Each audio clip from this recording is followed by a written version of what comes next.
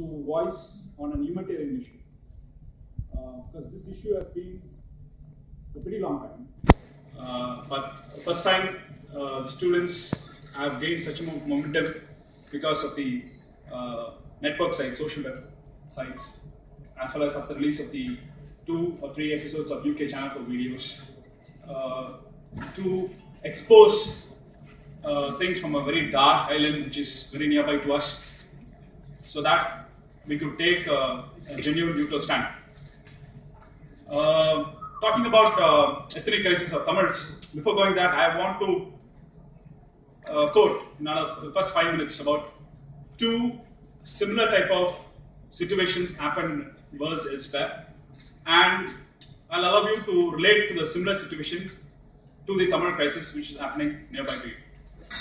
As of for any project, you need a pilot project, you need a pilot study, then you implement that, and after the successful pilot study, you implement as a major program. That's a mechanism we undergo, or any experiment model also. So, first issue, I'll take the issue of Bangladesh, formation of Bangladesh. As you well know, post-independence, we were a part of West Bengal, Indians. Then we have something called East Bengal, which belonged to Pakistan post-independence. After independence in 1948, Jinnah very clearly gave out, as in West Pakistan and East Pakistan, that is former present Bangladesh, he told that in Pakistan it will be only a single language policy, that is Urdu. So when he said that, in East Pakistan, where the majority were Bengali-speaking Muslims, Bengali-speaking Hindus were in West Bengal, Bengali-speaking Muslims were in East Pakistan, they were taken aback. On what basis you were able to discriminate us on the basis of language? The government of then Pakistan government made a systemic linguistic discrimination among the Bengali-speaking Muslims. So naturally, when it was made an official language, intense opposition came from the students, from the then East Pakistan, from the politicians, from West Bengal, supported the cause of Bengalis in East Bengal, even though they belong to a neighboring country. So, when the systemic discrimination took place, that state-sponsored violence against the Bengali state. Slowly, the movement got built up, the democratic means were completely destroyed, and that led to a Bengal uprising called the Mukti Bahani movement, led by Sheikh Mujibur Rahman. The Mukti Bahani movement was stamped as a terrorist movement by then Pakistan, because they said that you are acting against the Pakistan Union. How come you can take up arms in order to fight us? The justification made by Sheikh Mujibur Rahman is, yes, we shouted in a very democratic way, we shouted in a very cool, composed way, but in return, you threw military on us, you threw guns on us, you threw bombs on us, so we have no other option to fight back with you. So Mukti Bahani movement started a guerrilla warfare against Pakistan. Typical guerrilla warfare. Villages were kindled. People, Indians in West Bengal, writers, who came out very strongly in support for the Mukti Bahani movement, for Mujibur Sheikh Rahman. The innumerable number of poems, poets, literature, newspaper articles were written. There was a strong lobbying force was created in West Bengal for their brotherhood in East Bengal. Then, full-fledged civil war started. Pakistan started an operation called Searchlight. In this operation called Searchlight, in the name of eradicating guerrillas, they completely eliminated civilians. And India landed up in a severe refugee problem. Around 10 million refugees were crossing the borders. India was taken aback. The West Bengal, which is a part of the Indian Union, came to the voice for their brotherhood who was suffering in East Pakistan. They pressurized the central government. Then Chief Minister Siddhartha Roy and the opposition leader Jyoti Basu traveled in one single ambassador car to all the politicians in Delhi to campaign for the Bengal fight. And that changed a U-turn in Indira Gandhi's policy. The pressure mounted on West Bengal, the students of West Bengal, the intelligentsia of West Bengal, the writers of West Bengal, the social workers of West Bengal, the Bengalian spirit led them to support India, the rebellion or the revolution developed by Mujibur Rahman. So Indira Gandhi, in spite UN didn't take a very strong stand on it because China was supporting Pakistan, US were supporting Pakistan, only Russia came in support for India. India, quoting this refugee problem in the United Nations, clearly went ahead to war with Pakistan in the eastern province, along with the guerrilla fighters of Sheikh Mujibur Rahman. They created an independent state called Bangladesh. Mujibur Rahman, in Thanksgiving maneuver, when he was traveling to India, because Bangladesh government in exile was operating in Calcutta when the civil war was on. Then, when he became the president, he came to do a Thanksgiving ceremony. When the convoy is running, he stopped the convoy in between, in front of the statue of Netaji Subhash Chandra Bose. And he stood there and thanked Netaji Subhash Chandra Bose for the responsible rebellion, and the spirit was given to them in order to fight against Pakistan. So, Bangladesh was carved out based on a linguistic model against an linguistic oppression state. One state was formed. This prototype I was given to you is a pre-globalization arena, one study. Now, as you well know, the recent newspapers that there's a huge up and cry in Bangladesh in order to punish the war criminals in then war of independence in Bangladesh, so that they could be brought into justice. So the trial is going on, huge protests are going on in Bangladesh to punish the people who are involved in the gross genocides of then Bangladesh people. Coming to a recent similar model study, pilot study, I'll quote the formation of Sudan, the South Sudan, in the post-globalization era. You know, Sudan as a north, which is dominated by Arabs, come blacks. South Sudan, mostly of blacks. It is historically the particular entity, Sudan. The North Sudan are quite well-off people. They were involved in a lot of plantations for their slaves to work in plantations. They will deploy lots of army. They'll go to South Sudan, pick up them and slaves and allow them to work in their plantations. That was Sudan. Then after colonies occupying, like the British always follows a divide and rule policy. So they maintain two regiments, North Sudan and South Sudan, for the administrative purposes. And the tensions between South Sudan and North Sudan was much more prevalent. It was sustained. Then, because of the linguistic as well as religious type of discrimination took place, because during the British colonial period, Southern Sudan mostly adopted Christianity by the work of the missionaries. North Sudan were dominated by Muslim communities. So it was turned out to be a religious type of animosity, and slavery, against slavery, South Sudan was fighting for. So North Sudan was fighting for forced slavery, and that took ahead after the British exist. It entered into a civil war. A very great civil war developed, and South Sudan again developed an armed struggle after the democratic protest has been nullified. It took a process called Sudan Liberation Army. The Sudan Liberation Army, according to the past Northern Sudan, is a terrorist organization because they are involved in a lot of terrorist attacks in Northern Sudan. They were involved in eliminating a lot of military officials in the Northern Sudan. What Southern Sudan did is, by employing Sudan Liberation Army, they also created a lobbying team based upon the Christian missionary stuff. The Christian missionaries who were working in Southern Sudan were talking about the cause of Southern Sudan into the Western countries, the US, UK, Australia. As far as there is also a lot of refugee problems, a lot of refugees were settled from Southern Sudan working as grade 4 or grade 3 workers in the Western Union countries. So they were like a lobbying force for the cause of South Sudan people. They were able to document structured genocide done by North Sudan to the South Sudan people. And they placed, because South Sudan is very rich in oil, they attracted the West to come in to help for them by saying that we've got very good oil resources. Kindly help us to liberate us from the autocratic dictator model of North Sudan. Because the then dictator of North Sudan was al-Bashir. He was a tyrant dictator. Any type of civil disobedience he'll do a massive genocide, massacre of all the people. You know, actor George Clooney came in support of South Sudan and spoke for the genocide in world over, as well as in US, to lobby the Republicans of then US government. So they belong to the evangelical Christian group. So the evangelical Christian group lobbied for South Sudan because Bush was involved in that, as well as the Christian missionaries in Australia were involved in that. So they cleverly created a lobbying force. By the time they didn't leave their armed struggle against Northern Sudan, the Sudan Liberation Army was still fighting on the ground, holding the land parameters. Then came the truce. Cleverly, the UN calculated the genocide constructed by North Sudan dictator al-Bashir and declared him as a war criminal.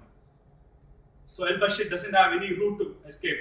Whether he has to fight South Sudan and declare himself as a war criminal, then vanish for life, or accept for a referendum in South Sudan. So al-Bashir, out of pressure by the West, came out clearly, okay, I'll accept for a referendum. Referendum was conducted in South Sudan. So more than 36 lakh people participated in the referendum. The referendum quoted whether South Sudan to stay with North Sudan or come as a separate country. Refugees, around 30,000 to 40,000 people in the US, 3 lakh people in the European Union, 1 lakh people in the Australian Union voted. 93% voted that South Sudan should become a separate state, separate country. And we got a South Sudan as a separate country in the map of the world. So I've given you two role models or two type studies. One in the post-globalization era, one in the pre-globalization era. One example, which is Bangladesh, and one example as a formation of Sudan. Now, I'm going to take you to a similar type of situation, which is happening in the next door, which is down in Sri Lanka. See, Sri Lanka, it's a bilingual state. Historically, it was known as Ilangai. It is a Tamil state. Around 1,700 years, Tamils were dominating there. Remove the conception that the Tamils in Sri Lanka are a migratory population. No, they are ethnic population who have been pretty longer time than Sinhalese. The Sinhalese government released a stamp in 1950s in commemorating the arrival of Vijaya. Vijaya is an ancestor of Sinhalese. He is one of the kings in northern India who traveled to Sri Lanka and settled in southern Sri Lanka, married the tribes there and formed the Sinhalese race. Sinhala government per se accepted by releasing stamp that arrival of Vijaya, where a young Tamil girl will be sitting in an island, the Vijaya king will come in a ship. The stamp is freely available in the net. The word, if you go to Hobson-Jobson's dictionary, the word Ceylon or Sila derives the word from Ida, which is known as Edom. Edom is very well presented in lot of scriptures, in Tamil scriptures, in Pattinapalai, in Manibegalai, where Edom food is being served to the Chola kings. Our Chola kingdom in Tamil Nadu literally governed the Tamil areas there. Then after the Ashoka period, Buddhism spread to Sinhala. So Sinhalese adopted Buddhism and Tamils were more of Saivic Shiva followers. So it was a bilingual state with north occupied Tamils, ethnic Tamils, and south Sinhalese. And after the East India Company advent, where they needed some workers to work in the tea plantations, they thought they'd take up some of the Indian Tamils from Tamil Nadu to work in 1834. So around that particular period, lot of Tamils from India settled to work and as an hardcore laborers for the tea plantation in Sri Lanka. And that entity is only the migrated Tamils. So we got a migrated Tamils, we got an ethnic related Tamils, and a Sinhala population as well as minority Muslims are also there in Sri Lanka. So during an independent struggle, as in India, there was also an independent struggle in Sri Lanka, where Sinhalese and Tamils were fighting the British together. The Tamils were far more educated. Lawyers successfully lobbied for the independence of this particular island. Tamil lawyers fought for the independence of Sri Lanka. This was happening. Then, after the British left, majority Sinhalese population, by the time it became a majority, they started showing the similar attitude as I given in the similar models. They started a concept called Sinhala Only Act. They introduced one language system. So when they officially made Sinhala as the official language, all the Tamils lost their jobs completely from all types of official jobs in Sri Lanka. In one pact, in one government order, they were moved out. Slowly, cleverly, systemic, linguistic, and discrimination took place in all sectors. So Tamils living there won't have a viable law and order situation. They won't get justice in the police stations, in the courts. In education institutions, Sinhalese were allowed to enter the colleges with a very, very low cutoff, and cleverly Tamils were moved out of it. And slowly Sinhalese brought a order that only a Sinhala Buddhist can become a president in Sri Lanka. Since it's been in India, it's a multi-pluralistic, multicultural society. We have something called a quasi-federal system where anyone can become the prime minister. But in Sinhala, in Sri Lanka, only a Sinhala Buddhist can become the president. So later, when these type of discrimination took place, they cleverly, what they did, reduced the number of elected representatives in the parliament. When you compare 1948 to 1998, the number of seats for Tamils, it was 20 in 1947. In 78, it was just 23. But for Sinhalese, it was increased from 63 to 1990 because they didn't want that power should be determined by northern Tamil people.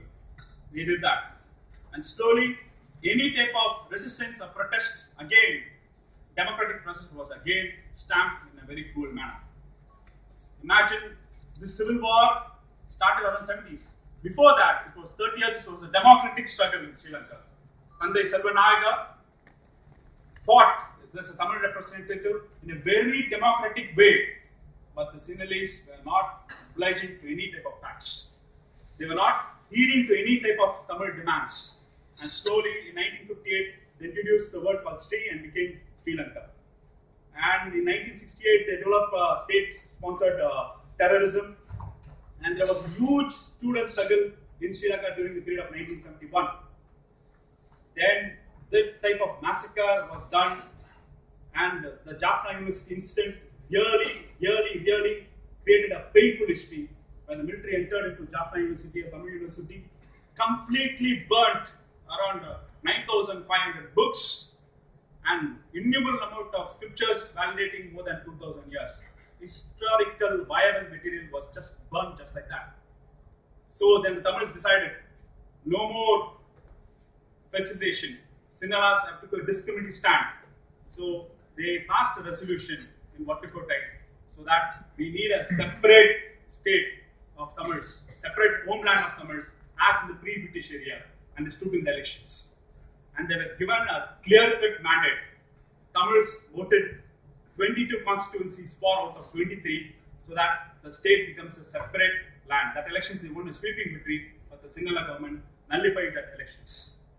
And actually, as one of the famous quotes says, your enemy decides what weapon you are using. So, repeated calls of these type of democratic struggles were put into failure. Naturally, as it evolved in previous pilot studies which I told you, again, a civil war took up. The revolutionary organizations came up to fight. There was a warfare, guerrilla warfare took place, and the country entered into a spree of civil war. After 30 years of brutal civil war, you can blame ifs and buts in both sides. It happens. Any organizations fighting for the justice, for the independence, yes, you will have defaults and faults. I do accept. But the cause for separate Tamil homeland was there. So after 30 years, it ended in a very, very brutal, ethnic, structured genocide, which you are seeing the end point of this entire struggle. what did India do? What did India do? What was the Indian hand? Something is happening down. India had, during the Nehru period and the Indira Gandhi period, India had a clear-cut foreign policy. Indira Gandhi had guts to enter into Bangladesh, to carve out a Bangladesh state. India still upholds old Arabian dictum to support any developing nations, countries fighting for self-determination. India secondly supported Palestine. It also even backed up PLO, one of the declared terrorist type of movements. Then, to understand the cause for it. But since Sri Lanka always took a opposite stand to India, during Indo-Pak War, they stood with Pakistan. During Indo-China War, they stood with China. During the Bangladesh War, they allowed Pakistan planes to fuel aeroplanes to bombard our Indian soldiers. Indira Gandhi decided to keep a check on them, and she started encouraging military camps for the rebellions, for the rebels, the Tamil Tigers in India. So India nurtured these LTTs in order to fight, in order to put a check to Sri Lanka. Then after a very great U-turn, after the demise of Indira Gandhi, a pilot driving a flight was made the Prime Minister, who listens to bureaucrats blindly, not a visionary, decided to align with Sinhala's keeping with a geopolitical stand. 6 crore Tamil population sentiments being bypassed to align with Sinhala. So India did a very bad stand to send an Indian peacekeeping force, and the Indian peacekeeping force excesses are officially documented even in our Supreme Courts. So that culmination led to assassination of that Prime Minister, and that as a very, very stumbling fear factor and stamped LTT as a terrorist organization world over. The entire lobbying arm completely settled down, and the true voices of Tamils have been subdued. So after this end of this 2009 of huge massacre, Amnesty International reports 140,000 people have been massacred in one day. UN panel report says 40,000 people have been massacred. Now we stand for a justice delivery mechanism to be delivered there. So what type of justice we want for this? We want, okay, if the entity has committed war crimes, well and good. If Sri Lankan army has committed crimes, well and good. We want an independent international war crime investigations to be conducted in Sri Lanka. Let the independent probe monitor the human, let come and do the investigation to bring out the true facts. During the crucial stages of the war, any type of neutral people were not allowed to be there. The UN was asked to evacuate. Red Cross was asked to evacuate. Any Amnesty International were asked to evacuate during the times of war. They don't want any type of neutral agencies to monitor the war during the time. Even Hitler allowed Red Cross to operate during the World War II. But the present Sri Lankan regime and Rajapaksa regime. Then post-war scenario, aftermath so severe that complete militarization has taken place in Tamil occupied area. All Sri Lankan military barricades are in the civilian areas. Any type of functions or civil functions should be monitored by the military. Any assembly of more than 100 people should be monitored by military. So people are in a hold of complete militarization.